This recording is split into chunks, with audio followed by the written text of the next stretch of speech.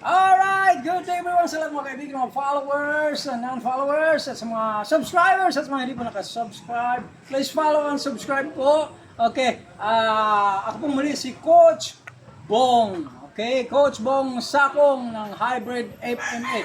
So hybrid po tayo. Hindi po tayo traditional, hindi rin modern, kundi hybrid FMA. Kaya ang hawak natin ng ating stick o arnis ay ganito. Alright, dito ito sa may tapat ng inyong mga level ng chin. Okay, hanggat maaari nandyan siya. Okay, ang purpose nito kung bakit nandito ay para mas mabilis mag-block kung ang palo ay rumaragasa. Okay, mabilis at malakas. Halimbawa, palo sa ulo, madali siya mag-angat. Okay, madali mag-angat. At kung galing dito naman, madali lang din magbaba kung galing sa gitna o tagiliran, baba ang palo, alright? Kasi mas mahirap pagpaangat, okay? Kumpara sa pababa. Ganun lang siya, alright? Ganun lang, kaya nandito tayo. Okay, so yung nakaraan, ganito tayo, bam, bam, okay?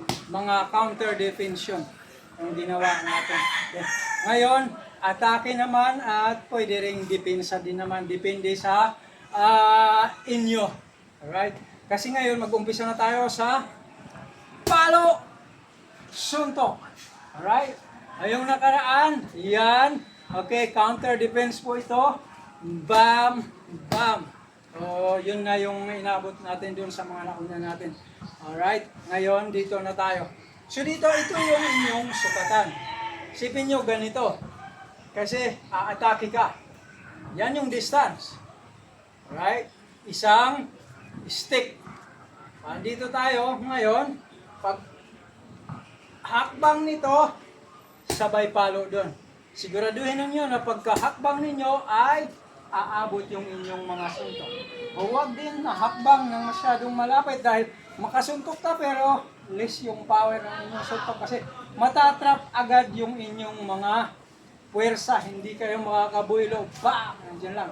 Unlike kung sakto lang yung alam mo na talagang maibibigay mo ng malakas yung iyong suntok. Alright? So, dapat tansyado. Okay? Isang buong stick yung distansya. Alright? 1, bang, 2. Alright? And then, pagbalik, pag-atras, palo ulit. Alright? Pa rin. 1, 2. Atras. Pag-atras, ito mauna hakbang, din palo. May blocks. Alright, malumot kasi. Okay. 1, 2, 3. Alright, come on. 1, 2, 3. Okay. Wait. 1, 2, 3. Okay. 1, 2, 3. So, paulit-ulit lang yan. Okay.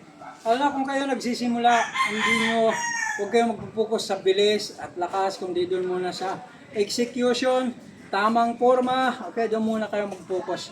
Kasi pag nagsisimula kayo para maganda yung inyong pundasyon, right? Hindi yung umpisa pa lang, masyado ka lang, bipo, bam, bam, bam, bam. Okay, pero talagang madulas eh, may lumot kasi ito eh. Ayos lang yun. Okay, panay ulan.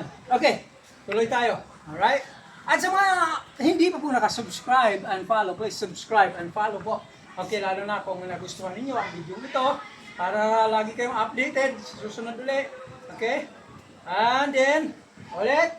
1, 2, 3. Bilisan nyo lang konti. 1, 2, 3. Okay. Dapat tansyado. Tandaan nyo, dapat sakto. Alright? Sakto na talagang maigaganyan ninyo yung mga suntok. Oh. Yan, para nakaka full force kayo. Alright, hindi ganito. Alright, trap. Dapat tansyado nyo. 1, 2, and then 3. 1, 2, 3. Okay, 1, 2, 3. O, ganun lang. Paulit-ulit lang. Okay? Ganun lang. Ngayon, kung medyo okay na kayo, right, bilisan nyo na ng konti. Bam, bam. Okay. Bam, bam, bam. Bam, bam, bam. Ano siya? Bam, bam, bam. Magiging ganun na itsura niya. At habang tumatagal, paganda yan. Maraming salamat po. Huwag niyo pong kalimutan mag-follow and subscribe. Ito po muli si Bong Sakong ng Bong Sakong Hybrid FMA. Salamat po hanggang sa muli. Pugay.